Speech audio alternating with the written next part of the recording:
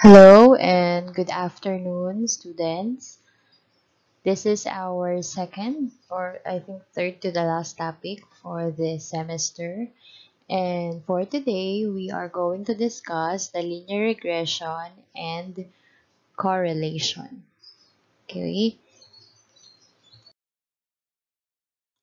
so for this lesson, it contains the discussion of scatter plot, types of correlation, linear correlation coefficient, and its significance.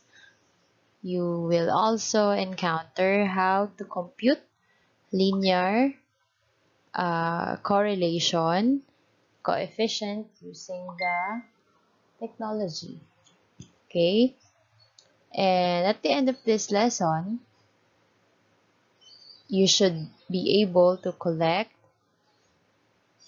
organize, present, and analyze the data, and of course, interpret the results. Also, you should be able to test significance of the relationship of the two variables and interpret its result. Let's discuss first what is a scatter plot. A scatter plot is a type of graph that illustrates the relationship between data points for two variables. Each element of the dataset is plotted as a point whose x, y, or the coordinates associates to its values for the two given variables.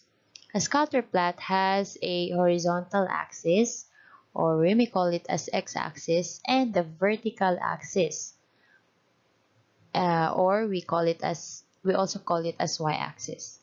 One variable is plotted on each axis and made up of marks that represents participants' measure on the variables that are on the x and y axis. Most scatter plots contain a line of best fit, or which is a straight line drawn through the center of the data. Later on, you will see different types of scatter plot. Through the center of the data points that best represents the trends of the data or trend line.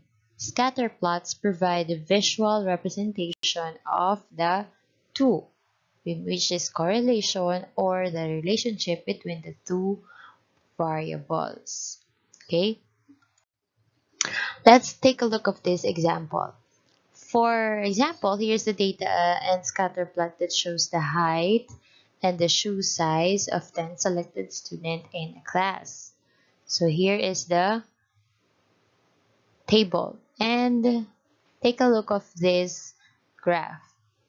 Okay, so this is the graph that shows or that represents this table. So as you can see, those what do you call this,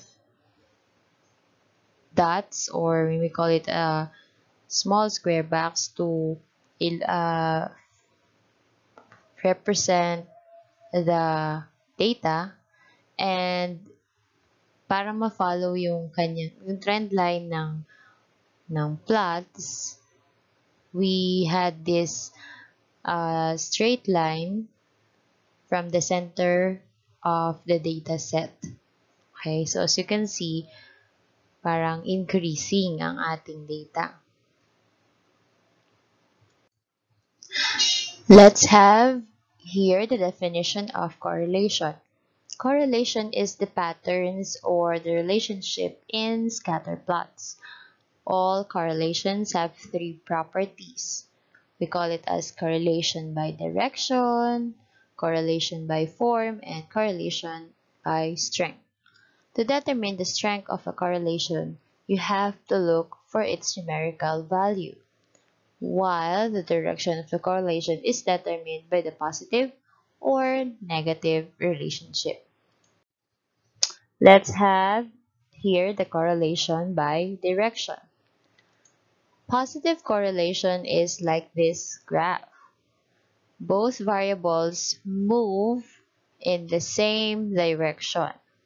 As one variable increases, the other variable also increases. Or as one variable decreases, the other also decreases.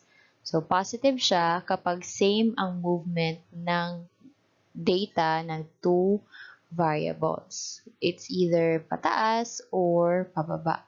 So, kapag magdodrawing tayo ng trend line, parang, or a straight line rather, so banda dito siya. Assume that it's a straight line. Okay, the next one is the negative correlation. Variables move in opposite directions. As one variable increases, the other one decreases. So, opposite naman sila. Or as one variable decreases, the other is increases. Okay, let's move to the next one. Here is the no correlation. When it is no correlation if there is no apparent relationship between the two variables. So as you can see in this graph, scattered talaga yung data. So it means it has no correlation.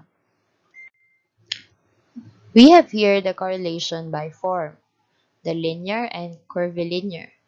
Linear relationship points on the scatter plot forms a straight line.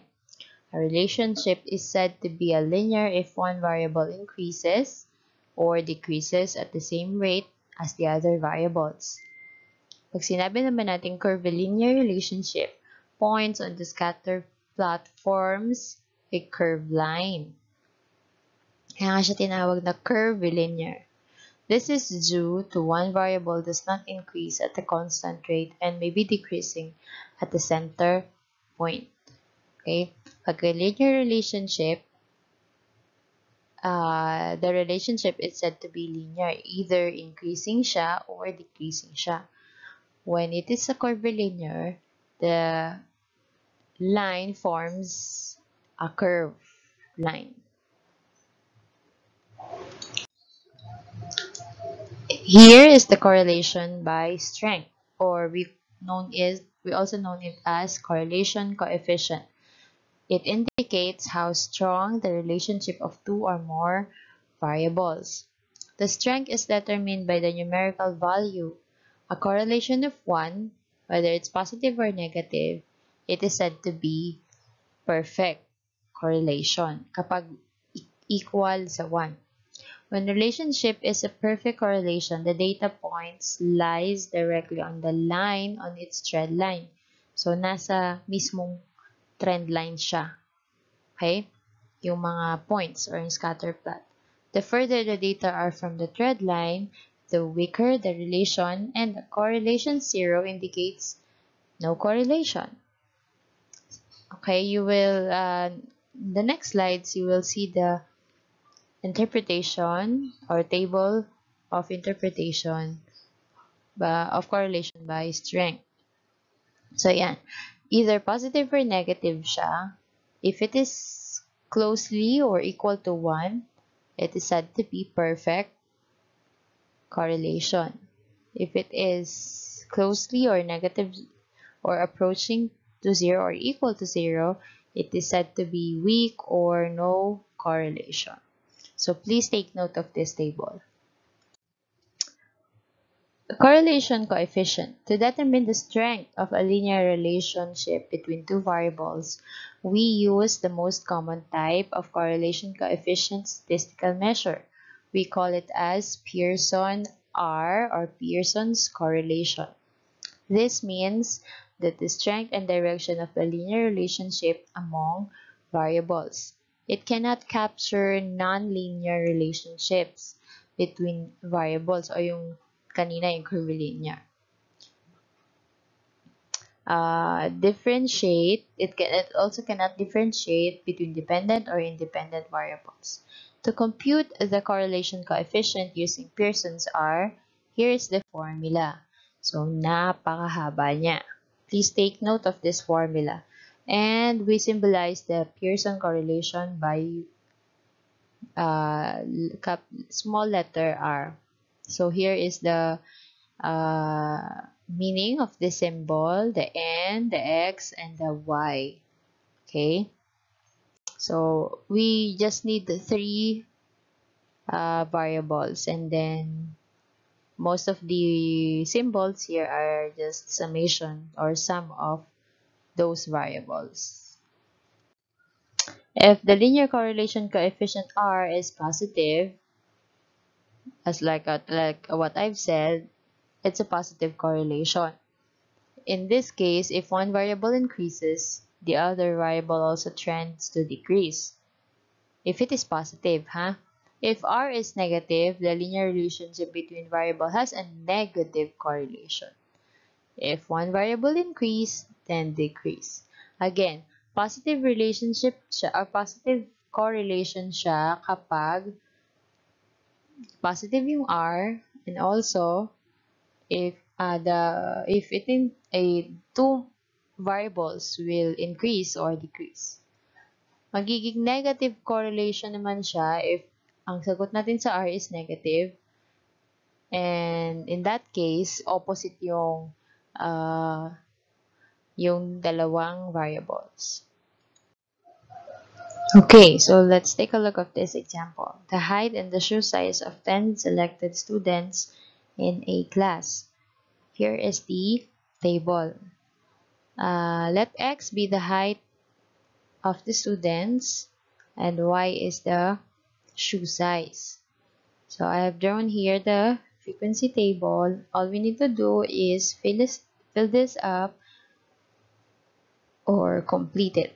Okay, so let's put the X. We have 63, 60, 63. Hindi maiintindihan na sulat. 63, 52, 60, 64, 63, 61, 57, and 62. Okay? Kahit nanonood lang kayo, try to solve it while watching this video so that you can enhance solving mathematical problems. Okay? Adding this up, we will get the summation of X, which is 605. Okay? For Y, we have here 11.5, 9, 11.5, 8, 10.5, 11, 9, 10, 10, and 9. Adding this up, actually right now I am solving through the simple calculator. So I hope kayo din. Plus 10, plus 10, plus 9. So the answer is 99.5. For the X and Y, it means that you will multiply the 63 to 11.5. Okay. So we have here 724.5. Next is 60 times 9 is 540. Same. 52 times 8. It's 416. 60 times 10.5 is 630. This is 740. 63 times 9. 567. This is 610. 570. This is 558. Okay, get the summation.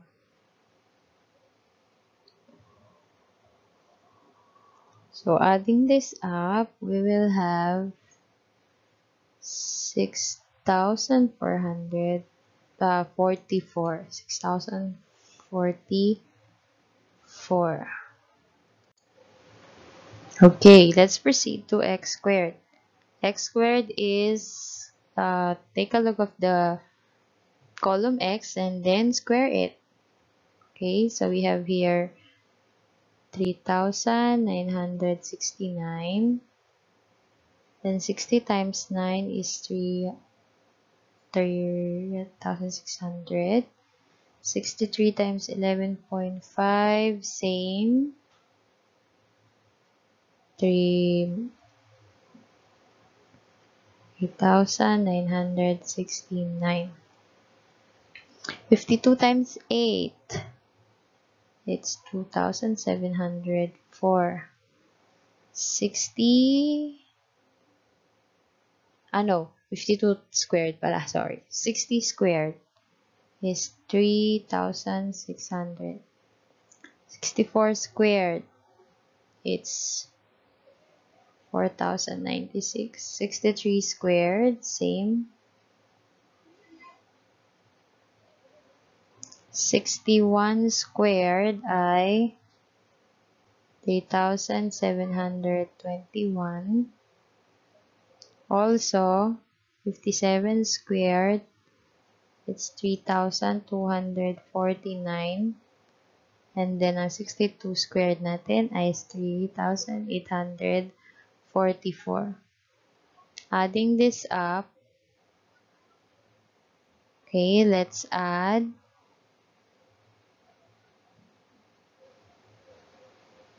We have 36,721.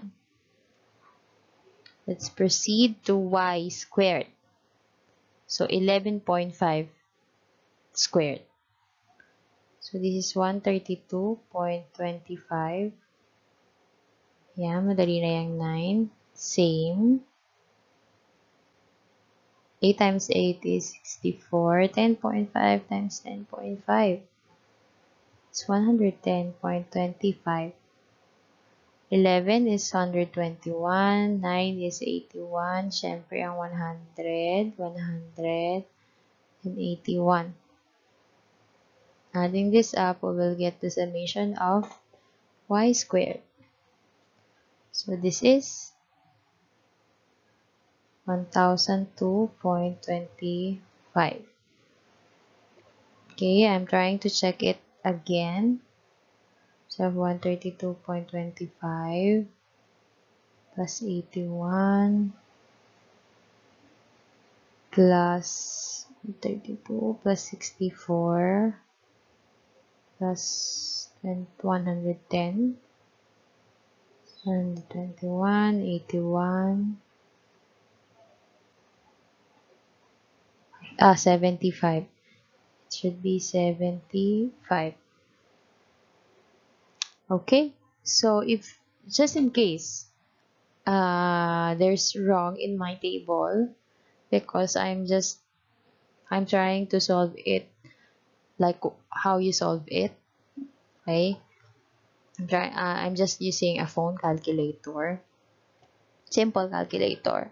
If just in case may mali dyan, please correct it as long as tama yung process natin. Okay? Intindihin yung process. Okay, so let's proceed to the computation. Substitute the values to the formula. Here is our formula, and then so let's try to write it down. So R is equals Rn is 10. Our summation of x and y is 6,044 minus summation of x is 605 times summation of y is 99.5 all over square root of 10 times summation of x squared is 36,721 minus summation of x squared. Magkaiba to ha. When we say summation of x and then try to square it. This is 605 squared, okay, times square root of 10 times summation of y squared is 1002.5 minus y squared is 99.5 and then square. Computing this using the calculator, so the answer is 0.6243, or let's use the two decimal value, which is 0.62. Okay, looking at the table for correlation coefficient interpretation, so here is the table earlier. As you can see, the 0.62 is right here, right? Sa pagitan siya ng 0.5 and 0.69. Therefore, our interpretation is moderate correlation. How are we going to write our conclusion? Therefore, the correlation between the height and the shoe size of 10 selected students in a class is 0.62. And using the correlation coefficient interpretation table, this means that the height is positive moderately correlated to the shoe size of 10. And here is the how we solve it using our calculator. Next is significance of correlation coefficient. The correlation coefficient indicates that the strength and direction of the two linear relationship between two variables. However, the reliability of the linear model also depends on how many observed data points are in the sample by looking at the correlation coefficient R and the sample size n. Performing the hypothesis test of the significance of the correlation coefficient leads us to decide whether the linear relationship in the sample data is strong enough to use as a model of relationship in the population. These are the two hypothesis tests that we need to perform. We have here the null hypothesis, or the H sub O, and the alternate hypothesis, or the H sub A. Null hypothesis: there is not or no significant linear relationship or correlation between the X and Y in the population. If it is alternate hypothesis, there is a significant relationship or significant correlation between the two variables in the population. To draw a conclusion, there are two methods: using the p-value and the other one. For the p-value, here is the YouTube link that you can watch. Okay, this is using Excel or Microsoft Office Excel for the SPSS. SPSS is another app or software for solving statistical problems. Okay? Kasi mahaba-haba ito. So, here is the YouTube tutorial link. This is the interpretation for p-values. Okay? If p-value is less than the significant level of 0.05, then we have the decision to reject the null hypothesis. If it is rejected, the conclusion will be there is a sufficient evidence to decide that there is a significant relationship between X and Y, since the correlation coefficient is significantly different from 0. So, yan na yung kukopihin nyo. If it is not less than hindi siya less than 0.05 significance level, then the decision is do not reject the null hypothesis. In other books, they call it, instead of do not reject, they say accept the null hypothesis. Okay, so for the safety, we will use do not reject. The conclusion will be there is insufficient or not sufficient evidence to decide that there is a significant relationship between x and y, since the correlation coefficient is not significantly different from 0. For the second method, we will use the table of critical values to make the decision. I will put down in the description box the link or the URL link for the table of critical values, or I will put it in your Google Classroom. Okay? To use the critical level values to make a decision, we need the two formulas. We have here the degrees of freedom, which is TF is equals to n minus 2, and the T value. Okay, and here's the formula, where n is the number of samples and r is the correlation coefficient. Okay, so let's try to solve it. Let's go back to our first example. So ito na yung example natin kanina. With the previous computation, we have here n 10, di ba? 10 students, and our R, or the Pearson R, is 0.62. Now, we will solve for the degrees of freedom. So, df is equals to 10 minus 2. So, our degrees of freedom is 8. For the t value, substitute r square root of n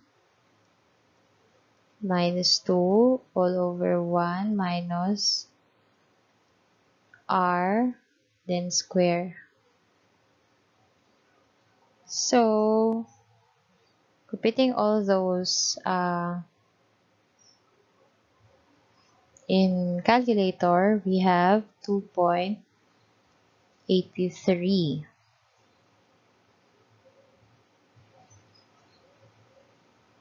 Okay, so therefore, our conclusion, therefore, ang degrees of freedom natin is 8, and t value is 2.83.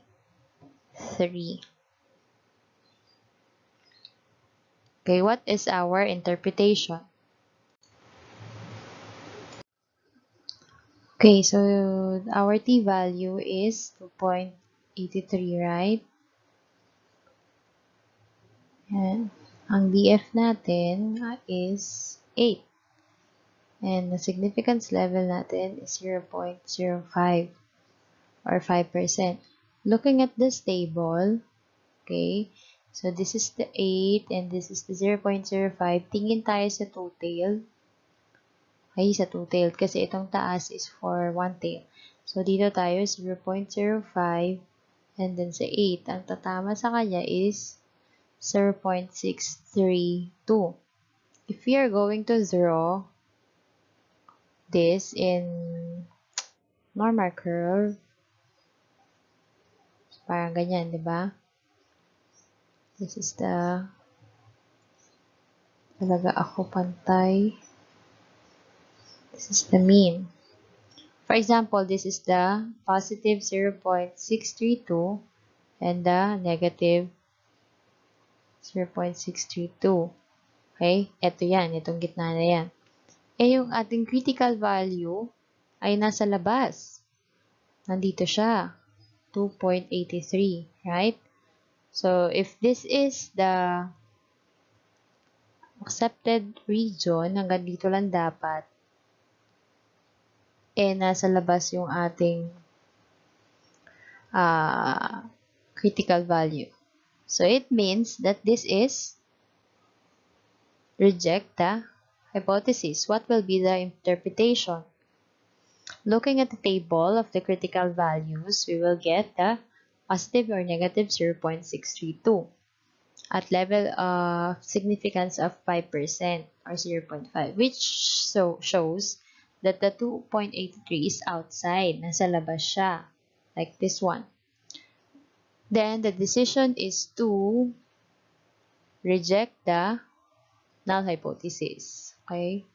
Thus, there is a sufficient evidence to say that there is a significant relationship between the height and the shoe size of the 10 selected students. Okay? So that is how you solve the correlation coefficient. I hope you understand this one. Okay? Because our activity is about uh, linear regression and correlation. With that, thank you for listening on this video, and I hope you learn a lot. Okay, so see you on the next class. Goodbye.